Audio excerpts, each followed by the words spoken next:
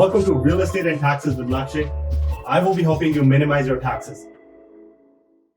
My name is Lakshay. Thank you for your continuous support.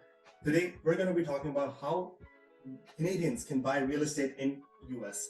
Yes, you heard it right. We're all realtors in Canada, investors in Canada, but how can we use some of the money that we have already made with Canadian real estate and go to up and coming markets in the US and maybe double, triple our money? So today's topic, we're going to be focusing on how we can penetrate into the US market and make some money. Today's agenda will be, we're going to be talking about what are the documents that are needed in order to invest in US, the costs associated with investing in US, what are some of the checklists that you need to provide to your clients or be mindful of whenever you're buying in the US, and what are top 5 cities that you can invest in US. And we're also going to be wrapping up today's presentation with some of the tax implications of rental income as well as capital gains that you may have when you invest in outside of the country.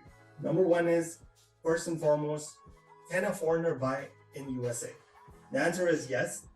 You basically need to have enough down payment as well as a bank account in US in order to invest. You can invest in condos, in commercial real estate, or single family homes in order to make some money. The only barrier that might be is housing cooperative. If you want to partner with somebody and only own a certain percentage of which is basically known as a housing cooperative, only then you need a permanent residency of US in order to apply for that. Otherwise, there's a green signal. You can go ahead and buy condos in real estate as well as commercial or residential. Now, what are some of the documents needed to buy? Just like in Canada, you need your proof of identity, which could be your green card or your passport or your social security number. Number 2 is your proof of address and residence. This could be your utility bills as a foreigner.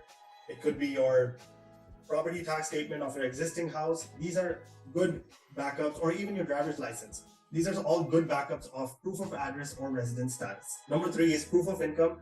We're all familiar with the word T1 General, so I think this would be a great tool in order to successfully complete your transaction. Provide them with your T1 General because it has all of your income information already. And proof of affordability. This is more related to, do you have funds when you're buying in the US? Do you have 20% down payment? In the US after 2007 and 6, the criteria for proof of affordability has become a little bit more stringent because they want to know, as a foreigner, you have at least 12 months worth of mortgage sitting in your bank account if your tenant was not paid. So that is something that you need to keep an eye out for. Now that we know what our documents are needed, let's talk about what are costs associated with buying a property.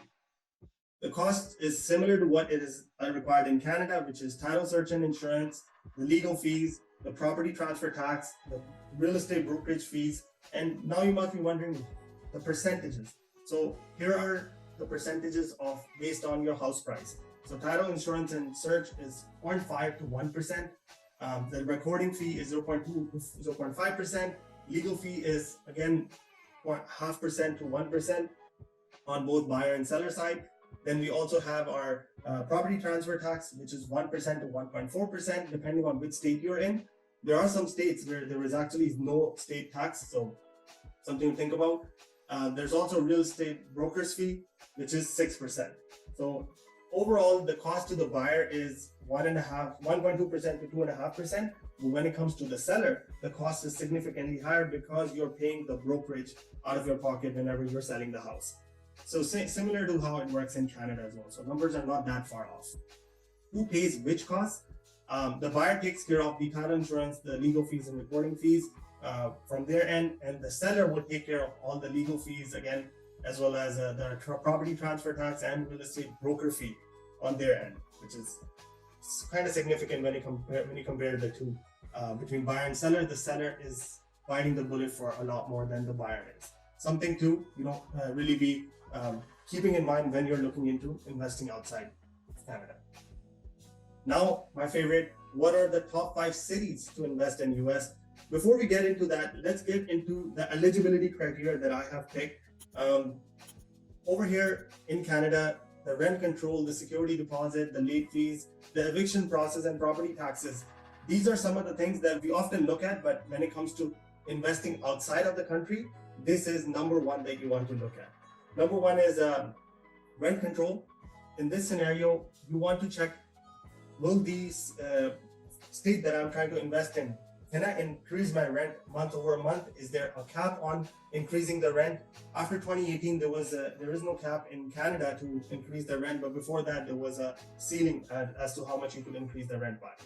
Number two is security deposit. How much security deposit can you ask for? Can you ask for 1 month, 2 months, or maybe more? In Canada, we usually have first and last, but in the US, because it's you are investing as a foreigner, so the risk is a little bit high. So you want to look at that. Can my tenant really afford the property that they are trying to rent from us? Number three is late fees. If the rent is late by a couple of days, I'm sure everyone let's go off that fees. But if you have a late fee, can you add it in the lease agreement? And can you charge maybe 12% in terms of after 3 days? Those are some of the things you want to look at whichever state you're investing in. And number four is eviction process. We already know the eviction process in Canada is painfully long. It takes months to get your own property vacated. But when it comes to US, the eviction process is actually a very good plus point. I'm going to be mentioning the 5 cities that I'm talking about because it's very quick when it comes to whenever you want to vacate a property. And last but not the least, the property tax. Property tax is once again you want to consider because it will decrease the return on investment. The higher the property tax, the lower your return is. That's why you want to make sure that you're investing in a state where the property tax is low. So let's look at Florida. Completely opposite of Canada. It's very warm weather-wise, and I think it's a great destination for someone to look at because there's no rent increase limits in Florida. So that means you can increase rent as much as you want. There's no security deposit limit either. You can ask for 3 months security deposit. There's no late fee restrictions. So I've seen people charge 3, 4, 5% late fees per day whenever there's the rent is not deposited or given to you on time. The eviction process is 3 days, fairly quick compared to where we are right now. And 0.98% is the almost 1% is the property taxes. So again, a good destination to invest in. Summary city, Airbnb is very high potential over here as well. Now let's look at Arizona. Arizona is a little bit more residential oriented, no rent increase limits. Once again, you can increase rent as much as you want year over year. Security deposit, you have 1 to 1.5 months that you can keep from the tenant. So again, a good, similar to what we have in Canada basically. Late fees is no restriction on late fees, meaning you can have as high of a late fee as you want in your lease agreement whenever you are onboarding a new tenant. The eviction process is again 5 to 10 notice days that you have to give, and then you can basically evict them. Again, 0.5% is the property taxes. A great destination once again to invest. Colorado is another one where there's no rent increase limits, no limit on security deposit, no restriction on late fee, and you have 3-day eviction process, fairly quick, and a low property tax. Indiana is another one which is fairly popular. No rent increase limits, but you have to give 30-day notice before you increase someone's rent if you have a tenant already living there. You have security deposit, no limit for that. You have no restriction on late fee, and you have a 10-day eviction process. Once again, fairly quick eviction process when it comes to Canada itself. Texas is another hot destination where it's a lot of people look at when it comes to investing because the house size, the dollar per square foot is fairly different from what we can get in Canada. So very big houses, or $500,000-$600,000. So another great destination to look at. It has no rent increase limit, but it has a 30-day notice period. You have no limit on security deposit. You can charge 12% late fee after the 2-day grace period that you can do, and the eviction process is only 3 days. The property taxes is the highest amongst all 5, but again, it really depends on where you want to go. You want to go to a destination where the Airbnb is supportive and you get, you don't want the long-term tenant, or are you looking for more like a residential, safer spot where you have a long-term tenant that is a family is gonna live in the property? What are the tax implications of collecting rental income in the US? Most of the time, if you have a tenant in any of your rental properties, you are subject to a 30% gross rental income. So let's assume you're collecting $1,500. You would be only getting $1,500 minus the 30%. So again, if you don't want to have that 30% withholding tax with the US government, what you can do is you can rent a property investment as a business where you don't have to pay a 30% flat. There's an election that you can file called ECI. This will allow you to basically not pay 30% flat rate, but pay on the net rent, which is the rent collected minus utilities, minus property taxes, and management fees. Whatever the net is, then you give a 30% on that, which is far lower than 30% of gross rental income. So a good way to this is something to keep in mind when it comes to taxation for a rental property. Again, it really also depends on where your property is located, because each state has its own laws, and the state income tax in Florida is actually 0, but you want to really look at other states, whichever one you're looking at, before making the final call. Now let's assume you're paying 30% flat rate on rental income, but you can reduce it with an election. What happens if you sell it for a gain? What happens to the capital gain? Once again, if you sell the property, you are subject to 15 or 10% withholding tax on the property.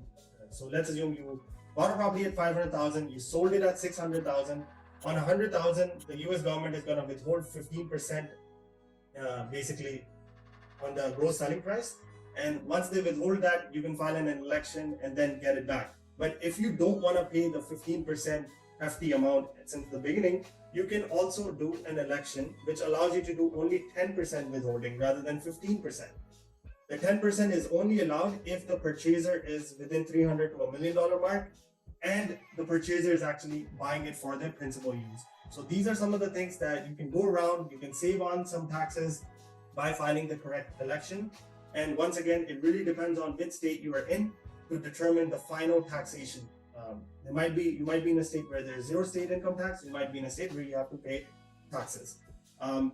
Keep in mind, even though you are a non-resident of US, you need to still report the capital gain as part of your tax filing if you want that withholding tax back. If you basically say, I'm not going to file the non-resident taxes in the US, then you're not going to get the final adjustments and the net tax back from the government of the US.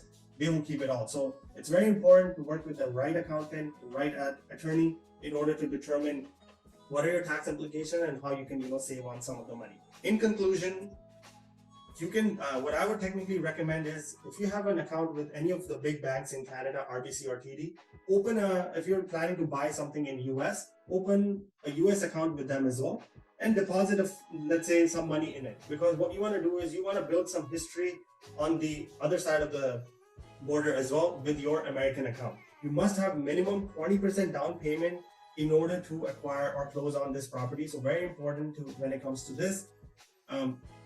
Usually in Canada, whenever you're doing it's not a mandatory condition to have a pre-approval on a resale property. But in US, you definitely need a pre-approval attached to your offer in order for it to the offer to be accepted and through the buyer. So make sure that your pre-approval is up to date, and any pre-approval that you get done today is valid for 120 days. And last but not the least, the title insurance, which is also the lawyer here. Over here, the lawyer performs all the title search and basically transfers everything. In US, on top of the lawyer, there's also title search companies that can be your best friend, because they can connect you with the right appraisal guy, the home insurance people, and because they're local, they can really help you go through the process in a smooth manner. So something to think about: hire the right title insurance company as well whenever you're investing overseas. And that kind of concludes my presentation for today. We'll see you guys next week. Thank you and have a good day.